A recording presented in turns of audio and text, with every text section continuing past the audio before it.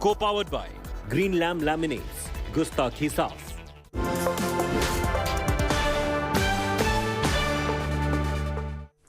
Hello and welcome to the Business Today show. I'm Udayan Mukherjee. Today on the show we're going to talk about the Indian apparel and garments market, because many of the large groups in India, industrial groups like Reliance and Aditya Birla, have now targeted this space in a big way. But once back in the day, when I was a younger man, the big brand in this space, the behemoth if you will, was Raymond. All of us remember those terrific ad campaigns, The Complete Man, etc.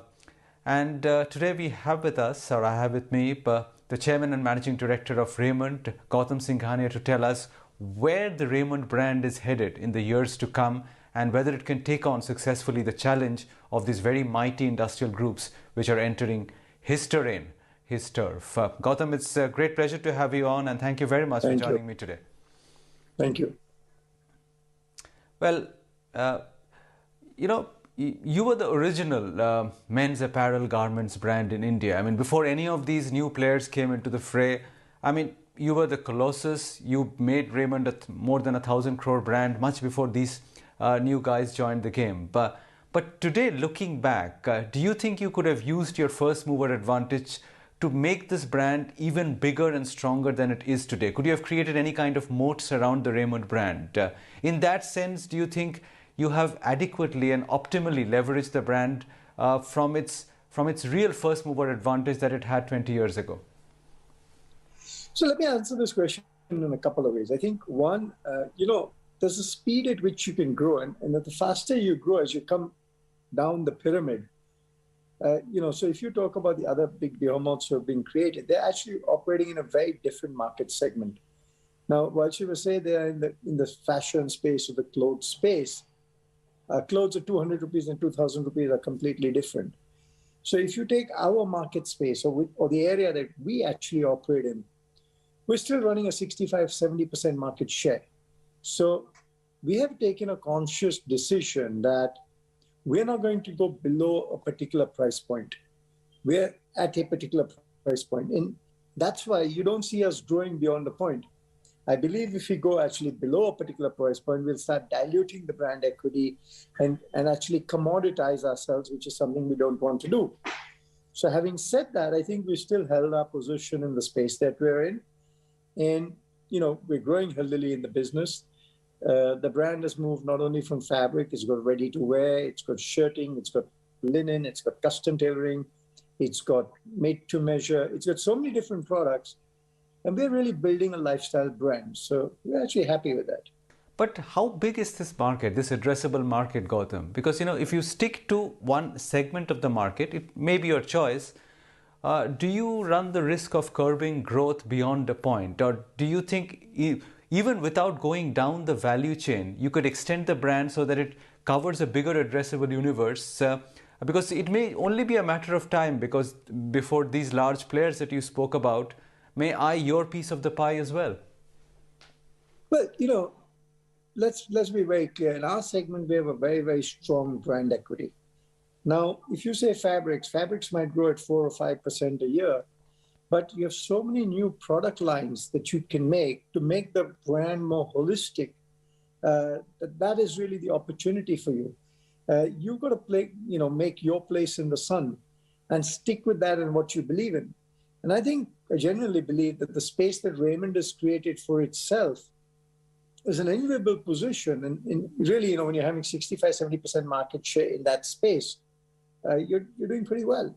I mean, you're not going to see anybody come into the fabric space or, like they say, Raymond is number one, and then everything is 2, 3, 4, beyond 10. So it's how you look at it. Okay, forget about going down the value chain. What about going up the value chain? What do you see up there? Because, you've recently had instances of, say, Aditya Birla buying a Sabyasachi or Reliance buying a Manish Malhotra or a Ritu Kumar. That's the higher end of the value spectrum. But what do you make of this trend? And do you have a response from Raymond on the designer end of the market? So, clearly Raymond is not in the designer wear business. That's not our business. And I don't even think it's right to compare the two. That's a completely different market space. We're in a completely different market space, and there are going to be so many other segments. We have chosen the space that we want to be in, and we're operating in that space. And if people want to buy Manish Malhotra, Sabyasachi, that's nothing we ever competed with, and we don't even plan to compete with that. But once your game was, or your strategy was quite physical shop oriented, how do you see Raymond moving in a world which is increasingly seeing greater digital penetration? How do you marry the digital and the real world with the kind of extensive nationwide shop presence that you have? Between the two, what would the ideal mix be as you see it? So today, if you take apparel and fabrics, I think you've got about 5 or 7% that goes through a digital channel. I think in India, as a country, people are still very much attuned to going out and shopping, going out. And, it's not only the physical buying, it's the whole experience. I think when we see in our shops, there are 2 or 3 people that come with every purchase decision. A guy comes with his wife, his son, his daughter. He wants the shopkeeper to,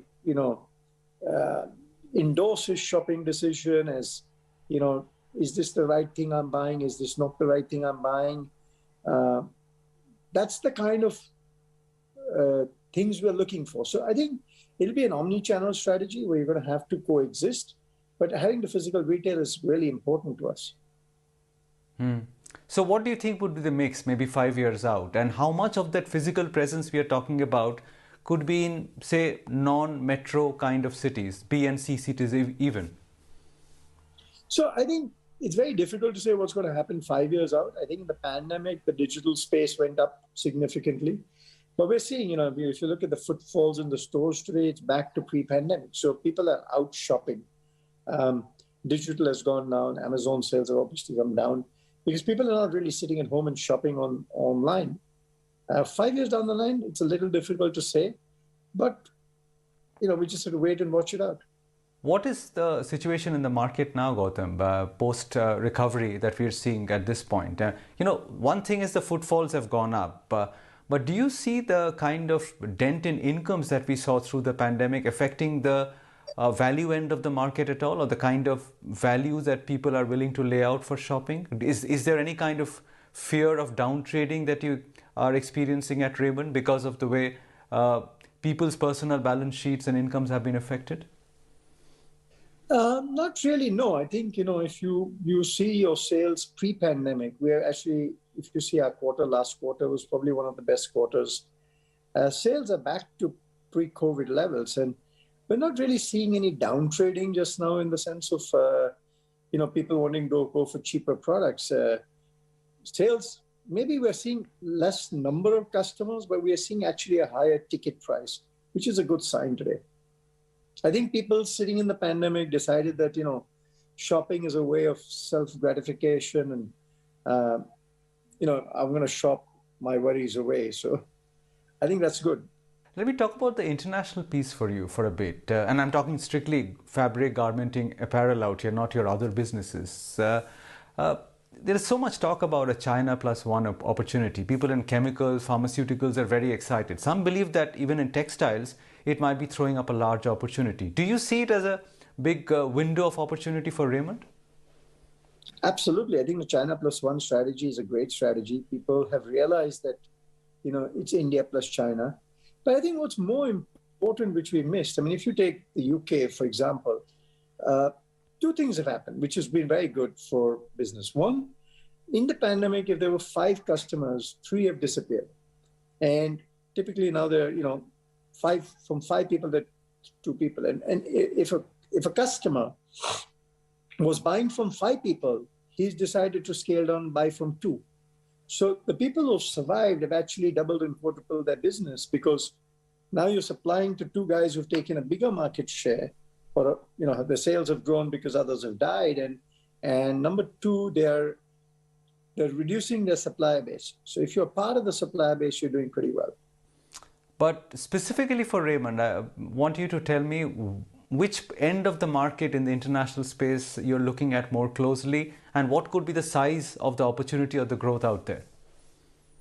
No, I think we're looking, obviously, we're in the men's suiting business, shirting business, which is what we supply to our customers in the US, Europe, and Japan.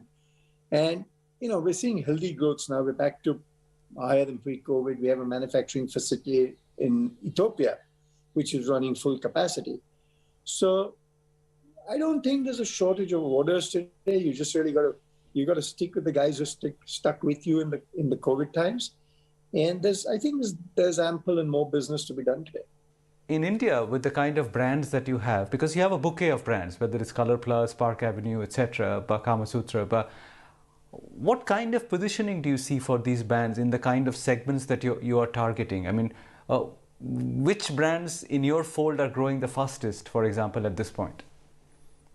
So, I think if you take the Raymond brand today, it's obviously our largest brand, most powerful brand. It's been around for 97 years now. It's a legacy brand where the fabrics, like I told you, is growing at a lower rate because the size is very large.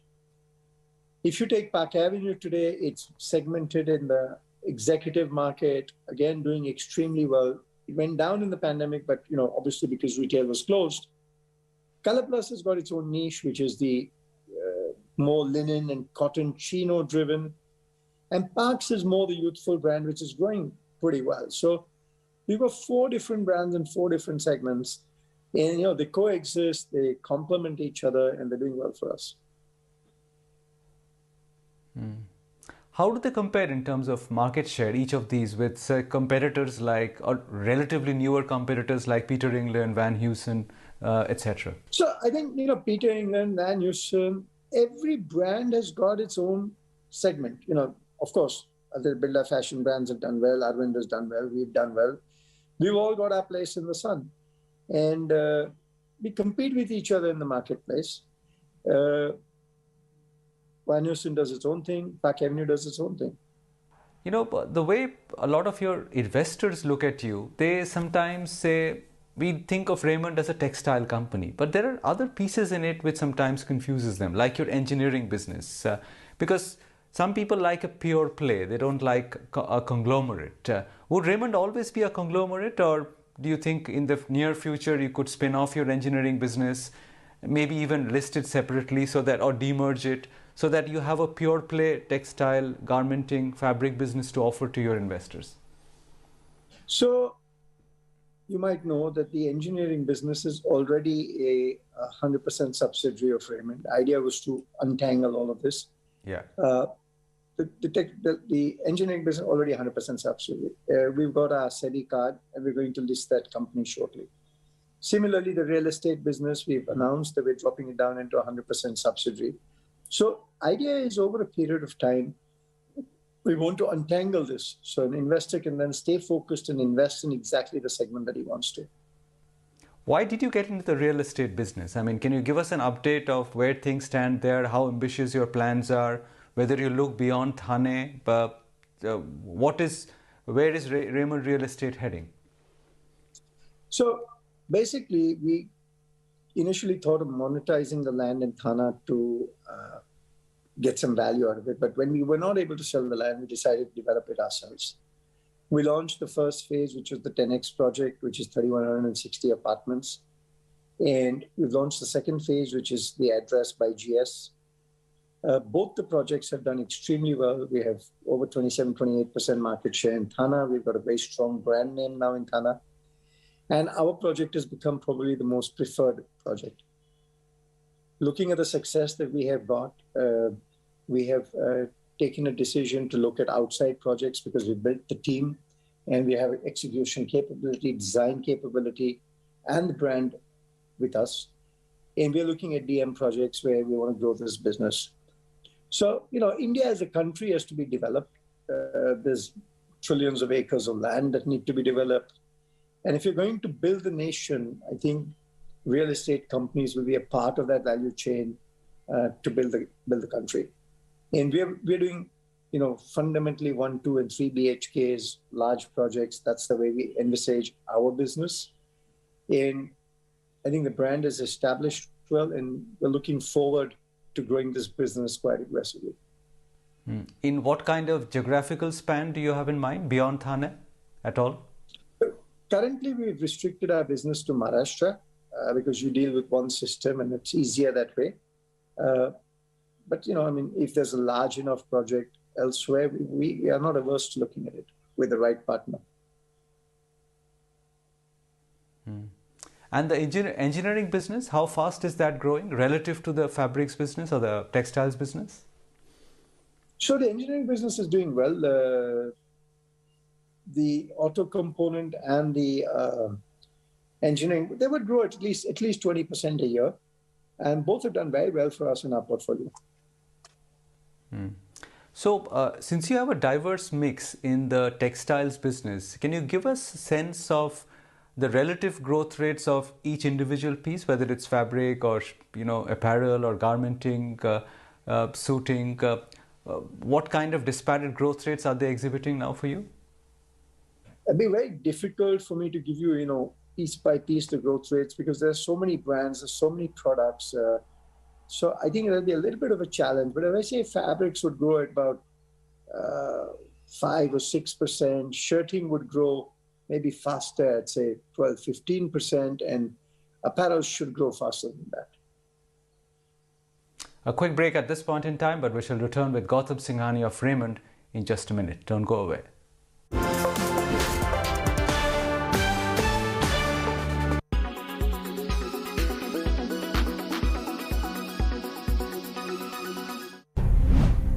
Vladimir Ashkenazy, a great pianist.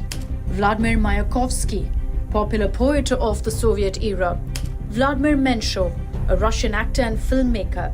Vladimir Makovsky, a popular Russian painter. Volodymyr Zelensky, president of Ukraine. And Vladimir Putin, president of Russia. They all have one thing in common: Vladimir. After all, why do so many Russian and Ukrainian people's names start with Vladimir?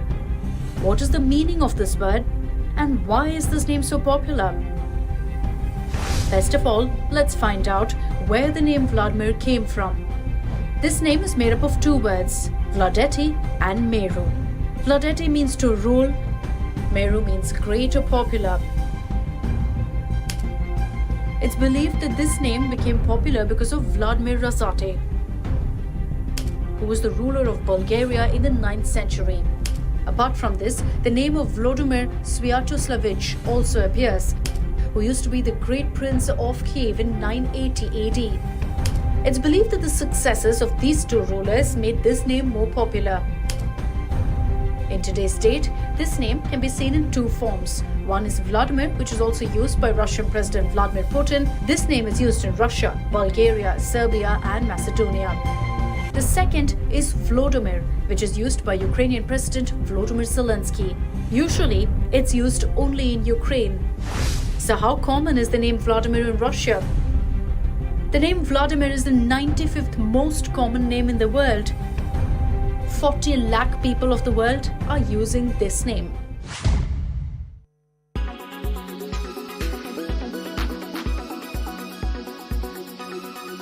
When it's the world's biggest news story, there's only one gold standard of journalism.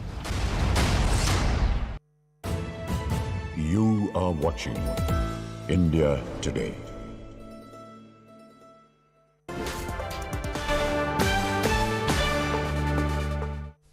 Welcome back. You've been watching the Business Today show. I've been in conversation with Gautam Singhania, Chairman and Managing Director of Raymond. Now, we come to the end where I want to ask you a little bit about yourself. You have this image of a man who likes flashy cars and parties, and for a businessman, it's a strange kind of image to have. How would you describe yourself, Gautam? I mean, are all this true that you are actually fond of the good life? So let me first say, who's not fond of the good life? Everybody likes a good life. But I am what the media makes me out to be. There's a perception and there's a reality, and I'm going to take this head on.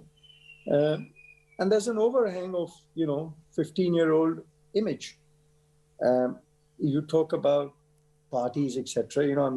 You'll be surprised to know that I don't think my wife and me go for more than maybe 3 parties in a year. So there is a perception and there's a reality.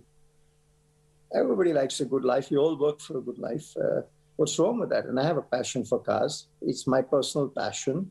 And you have a passion for things. I have a passion for things. What's wrong with that? You don't have to flaunt it. I don't flaunt it. But, you know, the sad part is that when you're in public life, the perception is very, very different from what the reality is. And when you're in a position like we are, like you are in, like I'm in, you know, people talk 101 things because they want to talk. You know, I mean, I hear things every day about me, which is news to me. So it's okay. You got to live with that. That's the professional answer we deal with. I don't have a problem with it. Where did this perception come from, Gautam? Because from what you're saying, I mean, you're not like a massive party animal 3 times a year. Is you know, that doesn't create that kind of... is there something in the past, or have you changed over time that you're no longer the man you used to be? Where, as they say, there is no smoke without fire. So where was the fire in the perception in your case? Perception is made by media.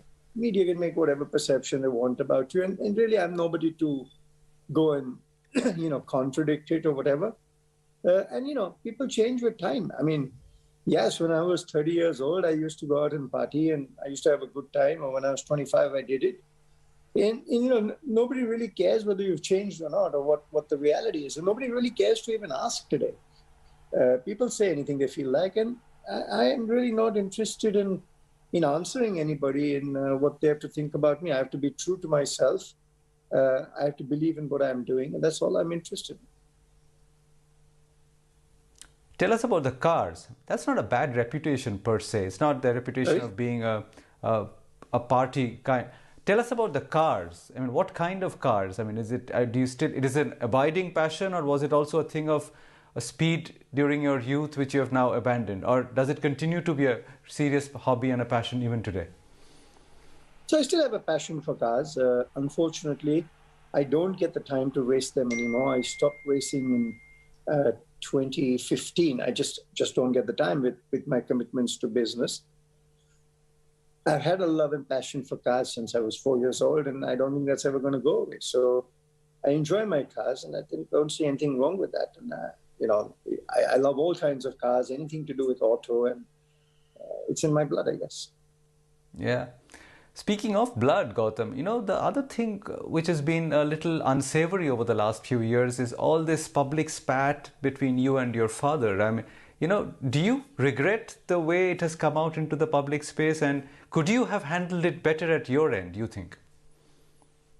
You know, it's a family matter. It's a personal matter. And it's really between my father and me. People say 101 things. It's nobody's business. All I have to be is that I know I'm true to myself and I know what I have done. I'm not at liberty to comment on a public channel. I wish my father all the best. And, you know, everybody has got issues in their families and everybody deals with it. And please give me my privacy to deal with my family issues myself. I'm not obliged to answer that question in a public domain. Fair enough. Now, tell me, Gautam, finally, where do you see yourself and Raymond maybe in the next... Sorry, can you hear me now, Gautam? Yeah. Yeah, so I was asking, where do you see yourself and Raymond in the journey over the next decade or so? I mean, what are the kind of dreams and aspirations which you have, which you need to fulfill over the next decade? Your personal goals and your goals for Raymond. So, you know, I think we've got a fantastic company. We're in a transformation role right now. We're moving forward. And I really think Raymond deserves its place in the sun as a beautiful company that's fantastic. It's, you know, we're going into 100 years of Raymond in 3 years, time from today, in 3.5 years. We'll be a 100-year-old company. We've got 5 verticals of business, from FMCG to education, engineering, auto, real estate, and lifestyle. And you know, to be leaders in each space, to create shareholder value, and to be remembered as a company that did really well. And I think that will give me a lot of pleasure to say that, you know, Gautam did really well for the shareholders and did really well in wealth creation. And your personal goals for yourself? Well, you know, I'm really, you know, my personal goals, I want to professionalize Raymond because my kids are very young. They're not going to come into the business at least for the next 10 to 15 years. I want to create an institution that will be remembered. I've always said Raymond is a national asset. We're just caretakers of it. And, create a system whereby Raymond goes on forever. Well, good luck with that, Gautam, and thank you very much for your time today. Thank you. Thanks. Nice talking to you.